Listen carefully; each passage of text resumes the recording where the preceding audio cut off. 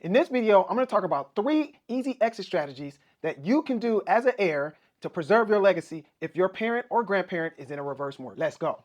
Hey, what's up, people? Let's talk about reverse mortgages. Over the last few years, I've been getting a lot of questions about what is going to happen if I, being a client, pass away in this reverse mortgage. And also, how can my heirs protect our legacy if need be, if they so decide, once we pass away and the property is in a reverse mortgage. Many people assume that if the property is in a reverse mortgage once the heir passes away, that there's nothing that they can do and that the bank is just going to take the property away from them. In this video, I'm going to talk about 3 easy exit strategies that you can do as an heir to preserve your legacy if your parent or grandparent is in a reverse mortgage. The first exit strategy that I always recommend for preserving your legacy in a reverse mortgage is setting up a trust. If you are the heir, you need to encourage your elderly parent to set up a trust if they don't already have one in place. Once you set up a revocable trust, it's easy to negotiate with the bank after that reverse mortgage holder has passed away. That's proof that you're the beneficiary of the property and you can make decisions. Oftentimes I see people who don't have a will or a trust in place,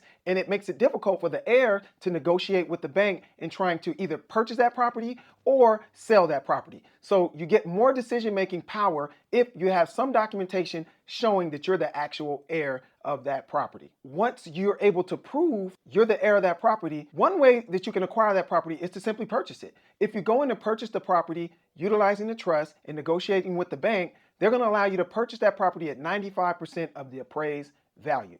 So if you decide to go ahead and make the purchase directly from the lender, you're going to have to complete a purchase agreement. You have to bring cash to close and qualify for a loan just like on any other purchase. The other option in this case would be for the heirs to go ahead and sell the property. If the balance of the loan is less than the value of the property, then the heir can go ahead and keep those proceeds. That's why it's very important to be able to prove who you are, have some sort of trust or some sort of will, some documentation in place so that you can make those decisions.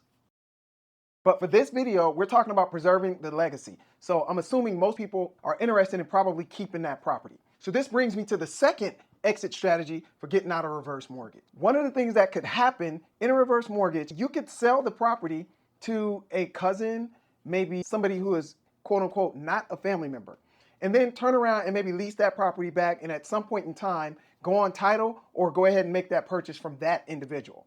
So to clarify that, option number 2 would be to sell the property, not to a direct heir because that would violate the rules of the reverse mortgage, but to somebody that you trust or somebody who may be interested in potentially leasing that property back to you with the option to buy later on, or that will be willing to put you on title as a holder and owner of that property. Now, obviously, that would entail bringing in a realtor to help with that transaction. You'd have to go through the process just like a normal sale. The seniors would have to list the property, and if you guys already have that buyer in place, they would have to agree on paper with a purchase agreement and submit that to the lender. Then they would allow you to go ahead and perfect that transaction. Now that brings me to number 3, the third exit strategy for getting out of a reverse mortgage if you're the heir. Now I think this may be the very best strategy, and this is simply to refinance out of a reverse mortgage back into a forward mortgage. Now you're going to want to talk to your senior about doing this transaction, and usually you want to do something like this if in the event that you get news that the senior time may be cut short or that they're falling ill or maybe need to go to a nursing home, anything like that, it may be a great time to have this conversation. The way this process works is you're going to use the senior's Social Security or retirement income along with your own income, if you need it, in order to qualify for the loan. You're going to be doing a simple refinance.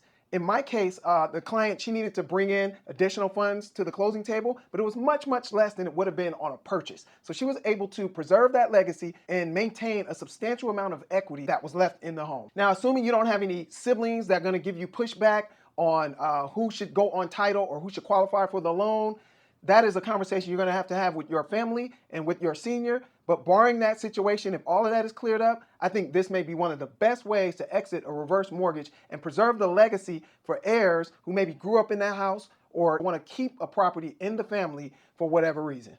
So there you have it, the 3 best ways to acquire a property that is in a reverse mortgage. If these tips were helpful, please leave a comment, shoot me a message if you have any other questions, and I'll be happy to help. Thanks again for listening, and until next time, peace.